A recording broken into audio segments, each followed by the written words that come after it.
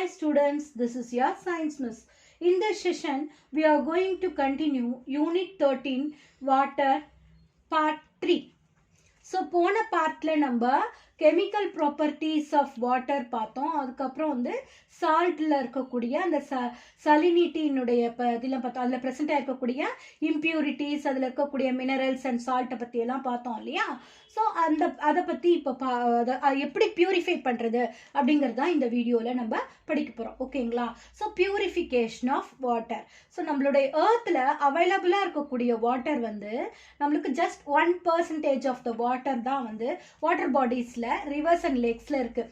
மீதி 99% of the water வந்து frozen ஸ்டேட்டில் இருக்குது, கிளேஷியர்ஸ் அண்ட் போலார் ரீஜன்ஸில். அதை வந்து நம்மளால் என்ன பண்ண முடியாது, யூஸ் பண்ணவே முடியாது. ஸோ இருக்கிற அந்த 1% ஆஃப் த வாட்டரை தான் நம்ம சுத்தமாக வச்சுக்கணும். ஸோ அதுலேயும் நிறையா இம்ப்யூரிட்டிஸு, நிறையா பொல்யூஷன் எல்லாம் இருக்கு இல்லையா? ஸோ அந்த 1% ஆஃப் த வாட்டரை நம்ம எப்படி பியூரிஃபை பண்ணி நம்ம யூஸ் பண்ணணும் அப்படிங்கிறத தான் வந்து இந்த பார்ட்டில் நம்ம பார்க்க போகிறோம். ஓகேங்களா?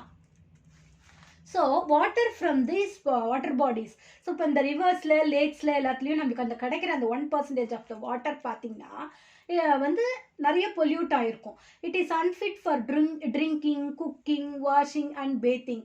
ஏன்னா because it contains suspended and dissolved impurities. அதில் நிறையா சஸ்பெண்டட் அண்ட் டிசால்வ்ட் இம்ப்யூரிட்டிஸ் இருக்கும்.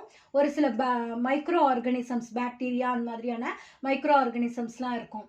So if this water is consumed without purifying, இந்த தண்ணியை வந்து நம்ம பியூரிஃபை பண்ணாமல் அப்படியே குடித்தோன்னா நம்மளுக்கு water born diseases, typhoid, cholera அந்த மாதிரியான வாட்டர் பார்ன் டிசீசஸ்லாம் நம்மளுக்கு வரத்துக்கு வாய்ப்புகள் இருக்குது. ஸோ ஃபஸ்ட்டு இந்த வாட்டர் எல்லாம் நம்மளுடைய வீடுகளுக்கு அனுப்புறதுக்கு முன்னாடி அதை வந்து என்ன பண்ணணும், பியூரிஃபை பண்ணி, water should be treated and purified before it reach our home. சரியா? So water is subjected to different process for purification. So பியூரிஃபிகேஷனில் என்னென்ன ப்ராசஸ்லாம் பண்ணுறாங்க அப்படிங்கிறத தான் நம்ம இப்போது டிஸ்கஸ் பண்ண போகிறோம். ஓகேங்களா?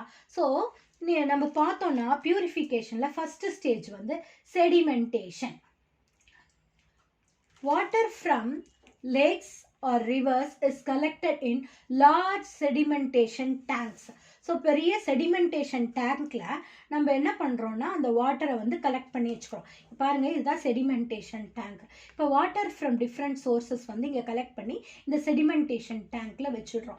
ஸோ இங்கே என்ன ஆகும்னா அப்படியே ஒரு வாரம் 10 நாளைக்கு வந்து டிஸ்டர்ப் ஆகாமல் இந்த செடிமெண்டேஷன் டேங்க்கில் அப்படியே அலோவ் பண்ணுறோம். There it is allowed to stand undisturbed so that suspended impurities settle down at the bottom of the tank. So இதில் இருக்கக்கூடிய இம்ப்யூரிட்டிஸ்லாம் அப்படியே என்ன ஆகும், கீழே போய் அடியில் வந்து செட்டில் ஆகிடும். ஓகேங்களா? ஸோ இதுதான் செடிமெண்டேஷன். அடியில் போய் அது அப்படியே செட்டில் ஆகி அந்த மேலே தெளிவாக தண்ணி அப்படியே நிற்கிறது தான் வந்து செடிமெண்டேஷன். இந்த செடிமெண்டேஷன் நடக்கிறதுக்கு சில நேரங்களில் ரொம்ப டைம் எடுக்கும் இல்லையா? இந்த செடிமெண்டேஷனை ஃபாஸ்ட் பண்ணுறதுக்கு sometimes a chemical substance such as potash alum is added to water to speed up the process of sedimentation. இந்த sedimentation process-ஐ speed up பண்ணுறதுக்காக இதில் potash alum அப்படிங்கிற ஒரு கெமிக்கல் சப்ஸ்டன்ஸை நம்ம ஆட் பண்ணுறோம். ஸோ செடிமெண்டேஷன் ப்ராசஸை ஸ்பீட் அப் பண்ணுறதுக்காக பொட்டாஷ் ஆலம்ங்கிற கெமிக்கல் சப்ஸ்டன்ஸ் ஆட் பண்ணுற அந்த ப்ராசஸ்க்கு பேர் loading. This process is called loading அப்படின்னு சொல்லுவோம். ஸோ இந்த லோடிங் முடிஞ்சதுக்கப்புறம் இது என்ன பண்ணும், அப்படியே சுத்தமாகி எல்லா இம்ப்யூரிட்டிஸும் அடியில் போய் செட்டில் ஆகிடும். அடுத்தது இந்த செட்டில் ஆன இந்த மேலே தெளிவாக இருக்கக்கூடிய தண்ணியை வந்து அடுத்த டேங்க்குக்கு நம்ம அனுப்புகிறோம். அடுத்த ப்ராசஸ் வந்து ஃபில்ட்ரேஷன். அது வந்து ஃபில்ட்ரேஷன் டேங்க்கில் நடக்கும். இந்த ஃபில்ட்ரேஷன் டேங்க் பார்த்தீங்கன்னா water from the sedimentation tank is then pumped to the filtration tank. இந்த ஃபில்ட்ரேஷன் டேங்க்கில் it contains filter beds made up of gravels, sand, pebbles, activated charcoal and concrete. இத்தனை layers of filter இருக்கும். இவ்வளோ layers of ஃபில்டரில் அந்த water வந்து கொஞ்சம் கொஞ்சமாக வந்து ஃபில்டர் ஆகி கீழே போகும். Water bosses through these layers and becomes free from remaining டிசால்ட் R suspended impurities completely. So கம்ப்ளீட்டாக அதில் இருக்கக்கூடிய எல்லா சஸ்பெண்டட் இம்ப்யூரிட்டிஸும் என்ன ஆயிடுச்சு, ஃபில்டர் ஆகிட்டு அடுத்த டேங்க்குக்கு போகுது. அடுத்த டேங்க்ல அது என்ன பண்றாங்க, ஸ்டெர்லைசேஷன் டேங்க். இது ஸ்டெர்லைஸ் பண்றதுக்காக அந்த வாட்டர்ல குளோரின் ஆட் பண்ணுவாங்க. அது குளோரினேஷன் டேங்க்னு நம்மளுக்கு இங்க கொடுத்துருக்காங்க. ஓகேங்களா? ஸோ குளோரினேஷன் ஸ்டெர்லைசேஷன் அப்படின்னு பார்த்தீங்கன்னாக்கா, the filtered water is treated chemically to remove the remaining germs or bacteria. This process is called sterilization. Sterilisation பண்ணுறதுக்காக அதில் என்ன கெமிக்கல் ஆட் பண்ணுவாங்க அப்படின்னு பார்த்தீங்கன்னா, குளோரின் அண்ட் ஓசோன், குளோரினும் ஓசோனும் ஆட் பண்ணுவாங்க. சரிங்களா? So the water from the filtration tank is pumped into chlorination tank, where chlorine is added to remove harmful bacteria and other germs. The process of adding chlorine in adequate amount to water is called chlorination. What is chlorination? idha eludunum. The process of adding chlorine in adequate amount to water is called chlorination. Adhe ozonation அப்படினாக்கா, ozonation is the process in which water is treated with ozone gas to kill germs present in it. So அதில் இருக்கக்கூடிய ஜெர்ம்ஸை kill பண்ணுறதுக்காக ozone கேஸை வந்து கேஸில் அந்த வாட்டரை வந்து ட்ரீட் பண்ணும்போது அது என்ன பண்ணிடும், அதில் இருக்கக்கூடிய மைக்ரோ ஆர்கானிசம்ஸ் எல்லாம் டெஸ்ட்ராய் பண்ணி அது சுத்தமாக்கிடும் அந்த தண்ணியை. சரிங்களா? ஸோ இது இல்லாமல் ஸ்டெர்லைசேஷன் வேறு எப்படி வாட்டரை பண்ணுவாங்க அப்படின்னு பார்த்தீங்கன்னா, the sterilisation of water can also be done by exposing it to air and sunlight. Air and சன்லைட்டில் அதை எக்ஸ்போஸ் பண்ணும்போது அதில் ஆட்டோமேட்டிக்காக ஸ்டெர்லைஸ் ஆகிறதுக்கு வாய்ப்பு இருக்குது. Oxygen from the air and sunlight destroy the germs present in water. சரிங்களா? Aeration is the process in which air under pressure is blown into filtered water. This also helps to kill germs. இந்த வகையிலையும் நம்ம என்ன பண்ணலாம், germs வந்து kill பண்ணி அந்த வாட்டரை வந்து பியூரிஃபை பண்ணிடலாம். சரிங்களா? ஸோ நம்ம வீட்டிலலாம் வந்து பியூரிஃபையர், வாட்டர் பியூரிஃபையர், ஆர்ஓ பியூரிஃபையர்லாம் கேள்விப்பட்டிருப்பீங்க இல்லையா? RO purifiers R the purifiers that can remove the dissolved impurities and germs. அது என்ன செய்யும், அந்த வாட்டரில் ப்ரெசென்ட்டாக இருக்கக்கூடிய இம்ப்யூரிட்டிஸ் அண்ட் ஜெர்ம்ஸ் எல்லாத்தையும் ரிமூவ் பண்ணி கொடுக்கும் அந்த ஆர்ஓ. ஆர்ஓ அப்படிங்கிற வேர்டுக்கு என்ன மீனிங் அப்படின்னு பார்த்தீங்கன்னா, ரிவர்ஸ் ஆஸ்மாசிஸ். சரிங்களா? ஸோ ஆர்ஓங்கிற வேர்டுக்கு என்ன மீனிங், ரிவர்ஸ் ஆஸ்மாசிஸ். ஒரு சில ஆர்ஓஸில் கொஞ்சம் அட்வான்ஸ் டைப் ஆஃப் ஆர்ஓஸ் பியூரிஃபையர்ஸில் பார்த்தீங்கன்னாக்கா, யூவி ரேஸ், அதாவது ultra violet unit destroy the germs present in the water. இந்த ஜெர்ம்ஸை வந்து டெஸ்ட்ராய் பண்ணுறதுக்காக அல்ட்ரா வயலட் ரேஸை கூட நம்ம யூஸ் பண்ணுவாங்க ஒரு சில பியூரிஃபையர்ஸில். ஸோ இப்படி தான் வந்து வாட்டரை பியூரிஃபை பண்ணி அதுக்கப்புறம் தான் எல்லா வீடுகளுக்கும் சப்ளை பண்ணுறாங்க. So the next part of the lesson is hardness of water. சரிங்களா? ஹார்ட்னஸ் ஆஃப் வாட்டருங்கிறது இந்த வாட்டரில் ஒரு சில mineral salt and dissolved salt எல்லாம் இருக்கும் இல்லையா? அதனால அந்த வாட்டரை வந்து ஹார்ட் வாட்டர் அப்படின்னு சொல்லுவோம்.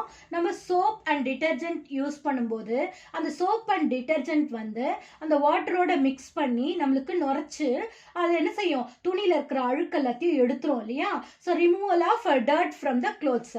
இதுதான் வந்து நம்மளுக்கு துணி துவைக்கும் போது நடக்கிற விஷயம். அந்த துணியில் இருக்கக்கூடிய அழுக்கை எடுக்கிறதுக்காக சோப்போ டிட்டர்ஜென்ட்டும் நம்ம யூஸ் பண்ணுவோம்.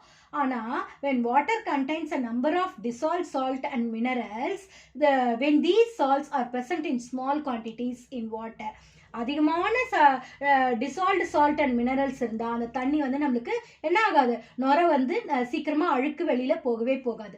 ஆனால் அந்த அழுக்கும் அந்த மினரல் சால்ட்டும் டிசால்வ்டு சால்ட்டும் கம்மியாக இருந்ததுன்னா அந்த வாட்டர் சீக்கிரமாக வந்து அழுக்கை எடுத்துட்டு நமக்கு என்ன செஞ்சிடும், சீக்கிரமாக வந்து வேலை முடிஞ்சிடும். ஓகேங்களா? ஸோ இந்த எக்ஸ்பெரிமெண்ட்டில் பார்த்தீங்கன்னாக்கா இங்கே லிக்விட் சோப் ரெண்டு இடத்துலையுமே யூஸ் பண்ணியிருக்காங்க.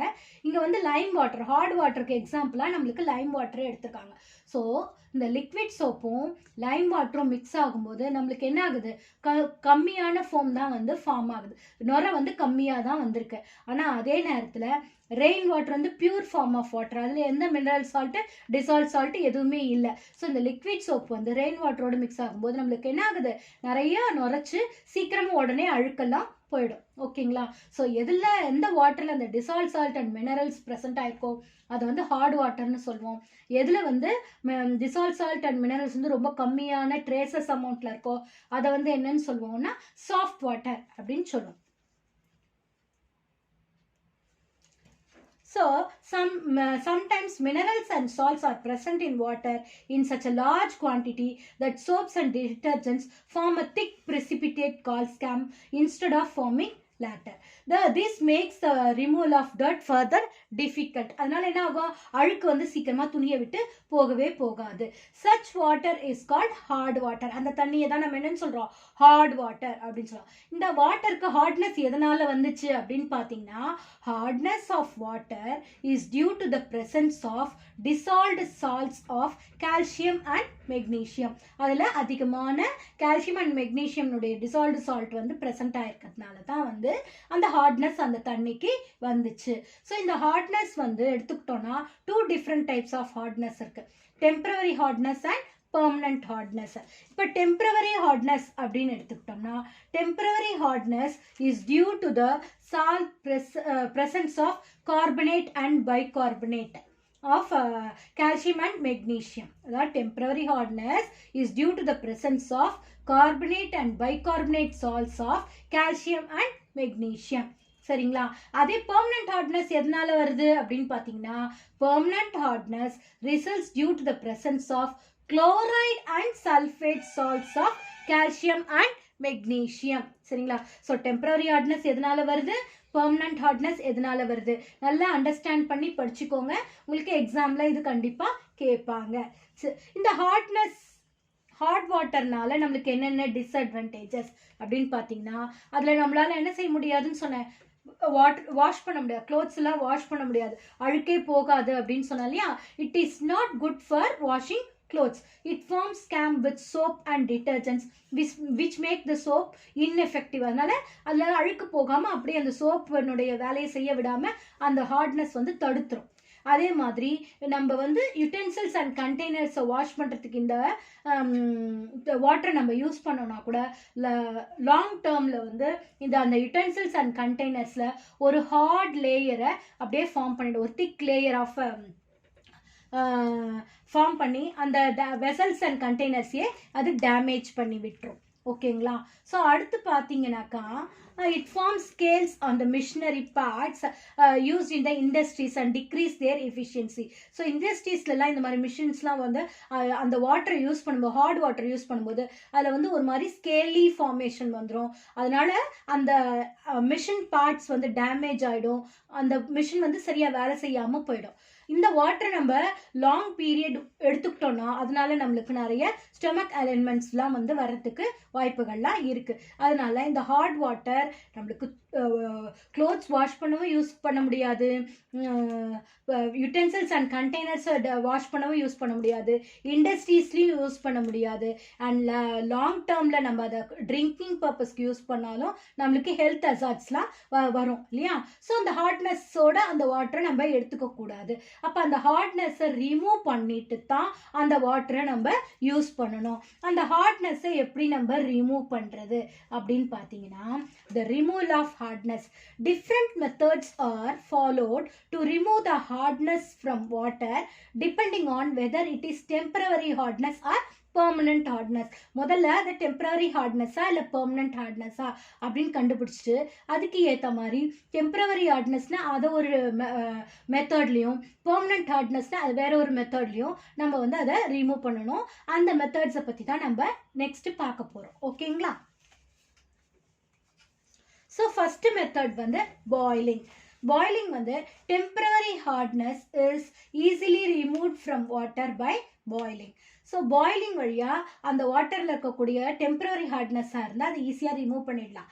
When heated, the calcium hydrogen carbonate decomposes, producing insoluble calcium carbonate.